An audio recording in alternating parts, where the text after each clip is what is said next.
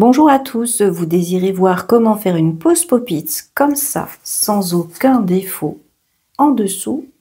Eh bien regardez cette vidéo jusqu'à la fin, je vous donne tous les détails. Avec une nouveauté, les doubles pop-it, qu'on appelle aussi sandwich pop-it. Donc pourquoi ça s'appelle comme ça? Eh bien tout simplement parce qu'au lieu d'avoir un moule, on en a deux. On en a un qui va aller dessus, notre pop-it, et on en a un qui va aller sous l'ongle. Donc je vous fais tout de suite cette vidéo, regardez bien le pas à pas, ne manquez aucun détail pour bien voir comment réaliser ce type de pose. Donc première chose à faire, ça va être de choisir la taille du pop-it. Donc pour choisir la taille du pop-it, on fait bien attention qu'il soit suffisamment large, mais pas trop, et surtout pas trop petit. Si vous avez un pop-it qui est trop petit, vous aurez forcément les zones de rupture qui sont de chaque côté qui seront trop fines et forcément ça cassera ou ça fissurera. Donc il faut bien faire attention à la taille. Là par exemple sur le numéro 5, vous voyez de chaque côté, on voit bien qu'il y a un espace. Voilà, ici on se dit ça va être normalement à la bonne taille, c'est assez grand. Mais il faut faire attention quand même à ne pas prendre trop grand, comme je vous disais, pour éviter d'élargir. Donc on regarde la taille en dessous. La taille en dessous, quand on regarde vue de dessus, ça a l'air parfait. On regarde ici, ça a l'air parfait aussi. Mais maintenant, on peut regarder aussi dans l'autre sens. Voilà, si je le positionne dans l'autre sens, voilà ce que l'on voit. Vous voyez de chaque côté, on a un tout petit espace. Et ce petit espace, eh bien, il veut dire qu'on a bien notre zone de rupture qui va avoir de la matière. Donc, ça va être la taille parfaite. Donc, je suis sur du numéro 6. Donc, ensuite, il va falloir vérifier que le moule qui va être en dessous va être également à la bonne taille. Donc, voilà, j'ai pris le petit moule qui va en dessous exactement de la même taille que le pop-it qui va avec mon ongle. Je peux regarder et c'est la bonne taille. On peut voir que il est à la taille de mon ongle mais légèrement rentré. Ça se voit quasiment pas à l'œil nu, mais c'est même pas un demi-millimètre qu'il y a de décalage. Vous voyez de l'autre côté là, il y a un tout petit décalage. Ce petit décalage veut dire qu'on va avoir justement notre petite épaisseur d'ongle qui va pouvoir se créer. Ce sera ni trop épais, ni trop fin. Si par contre vous prenez trop petit, justement vous risquez d'avoir des ongles qui vont être trop épais. Et si vous prenez une taille de moule pour mettre dessous qui va être trop grande, là ça va être l'inverse. L'ongle sera très très fin, donc risque de casser. Donc voilà, autant prendre les bonnes tailles. Donc là je tombe sur les mêmes tailles pour les deux, mais des fois ça peut être différent puisque ça va dépendre de votre ongle naturel, de sa forme naturelle notamment. Donc, on peut commencer notre pose. Je commence tout d'abord par désinfecter. J'attends tranquillement que le désinfectant sèche. Une fois qu'il sera bien sec, eh bien, je vais tout simplement prendre un pouce cuticule pour pousser mes cuticules. Je vais prendre ma ponceuse avec mes petits embouts pour pouvoir préparer ma plaque. Donc là, l'ongle, il est parfait justement pour la technique du pop-it sandwich. Donc je ne vais pas le raccourcir, je vais juste, vous voyez, passer un tout petit coup. Donc pensez bien à limer dans un seul sens l'ongle naturel. Même si vous posez du gel dessus, l'ongle naturel reste un ongle naturel. Si vous voulez éviter qu'il s'abîme dans le temps, dans la durée, il faut faire attention à l'ongle naturel. Donc, dans un seul sens. Donc vous pouvez faire tout dans un sens, mais vous pouvez faire aussi comme moi, là, comme vous avez vu qu'en plus je suis sur moi-même, c'est plus facile. J'ai fait un côté dans un sens, l'autre côté dans un sens. Je vais ensuite prendre mon pouce cuticule et je vais tout simplement pousser mes cuticules. Je fais tout mon contour.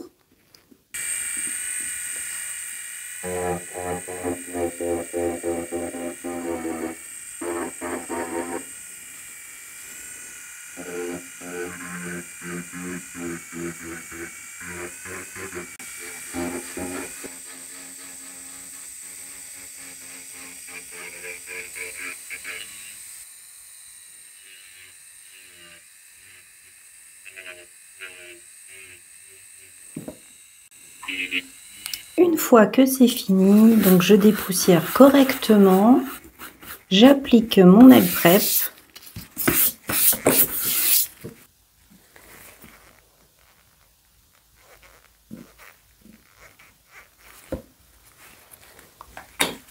Une fois que mon nail prep est sec, eh bien je peux appliquer ma couche de base.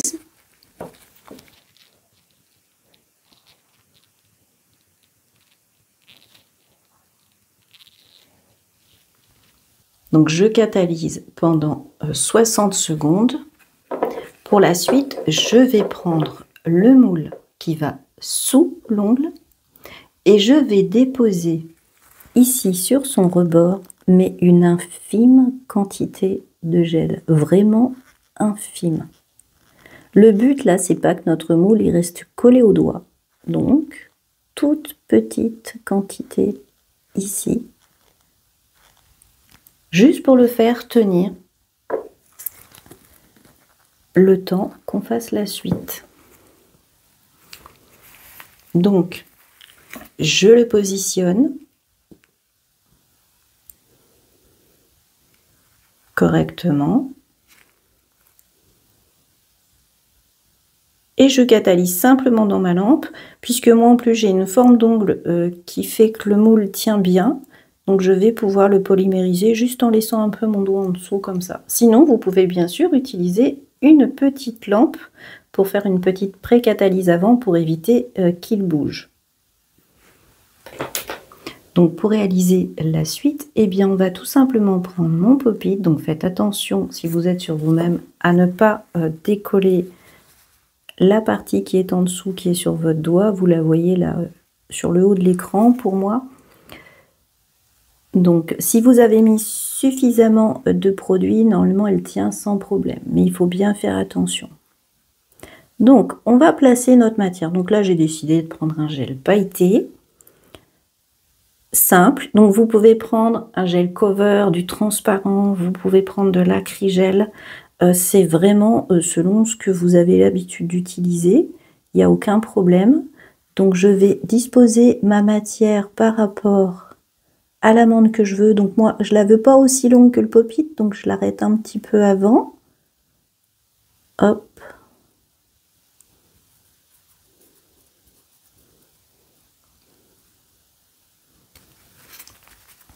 Je vais donc ensuite poser mon pop-it sur mon ongle. Donc je le pose toujours un peu moins décalé. Oups. Vous voyez, avantage du support, c'est qu'au moins s'il nous échappe des doigts, vous voyez, il ne peut pas tomber plus bas. Donc, on va tout simplement bien positionner notre pop-it. Pensez qu'il faut bien appuyer ici. Ça évitera que ça déborde dans les cuticules. Vous voyez, ça s'est positionné tout seul. Hop. Donc ça, c'est un gros avantage pour celles qui ont du mal à positionner. On appuie, on avance. Donc là, je vais légèrement polymériser la zone de ma cuticule. Une fois que la zone cuticule est catalysée, on va donc appuyer entre nos deux moules. On va faire une petite pré-catalyse avec la mini lampe et ensuite on passera sur notre grande lampe.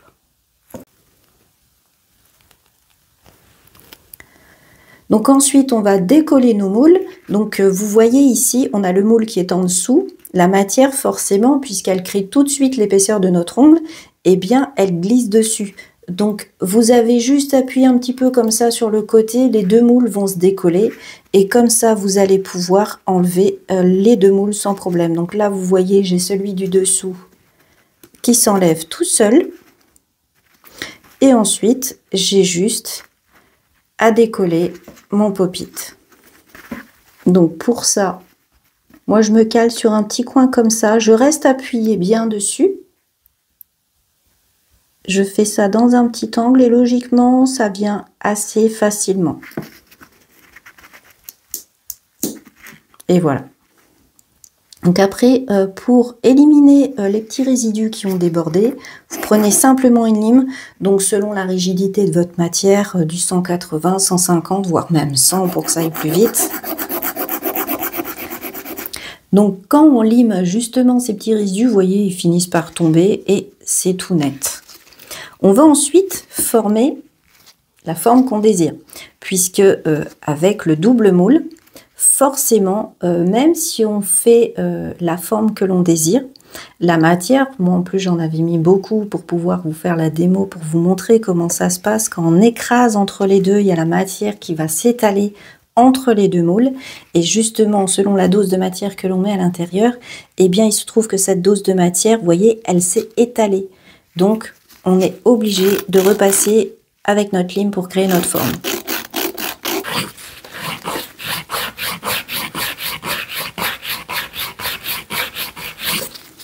Donc une fois que ma forme me convient, comme toujours, je prends mon buffer, je commence par mon côté qui va être épais et ensuite, eh bien, je vais passer le côté tout doux pour avoir une finition qui est vraiment parfaite après. Quand je vais poser ma finition, il n'y aura plus de défauts. Donc surtout pensez à bien dépoussiérer avant de passer la finition. Je vais vous montrer d'un petit peu plus près justement le dessous. Donc, comme vous pouvez voir, vu de dessous, là, vous voyez, je tire ma peau, hein, pourtant, on n'a aucun défaut.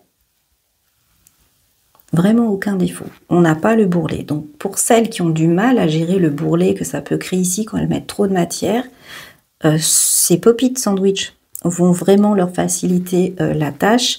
C'est totalement lisse. On voit la lumière, comment elle reflète, c'est parfaitement lisse. Et on a une épaisseur, pareil, qui va être parfaite, puisqu'elle est créée grâce au moule. Donc, plus de problème d'épaisseur. Pour celles qui avaient du mal réellement à créer ici une épaisseur qui était bien, beaucoup ont tendance à faire trop fin, et donc ça casse. Ici, vous aurez justement une épaisseur qui va être parfaite. Voilà, la seule chose vraiment à revoir, en fait, c'est la forme, puisque comme le gel s'écrase à l'intérieur, forcément, on va peut-être pas avoir la forme qu'on désire, donc on doit forcément utiliser notre lime. Mais après, on peut l'utiliser quand même un petit peu moins. Par exemple, ici, vous voyez nos deux petites ailettes qui sont là. Si vous arrivez à tenir vos moules sandwich et en même temps, avec un pinceau, à essuyer le rebord avant de polymériser, ce sera encore mieux, vous aurez encore moins de limage. Donc, pour la suite, eh bien, je vais tout simplement poser ma finition.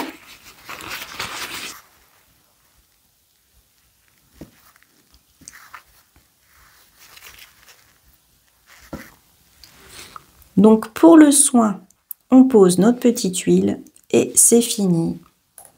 Donc voilà, j'espère que cette vidéo vous aura plu. Bien sûr, si vous avez des questions, comme toujours, vous les posez en commentaire, j'y répondrai dès que possible. Si vous voulez faire un petit coucou, ça fait toujours plaisir. Vous pouvez aussi laisser un petit commentaire. Si ma vidéo vous a plu, pensez à liker, partager pour m'encourager et me soutenir. Vous pouvez également vous abonner et pour suivre toutes mes vidéos, pensez à cliquer sur la petite cloche et choisir toutes. Donc je vous souhaite à tous une excellente fin de journée et je vous dis à bientôt pour de nouvelles vidéos.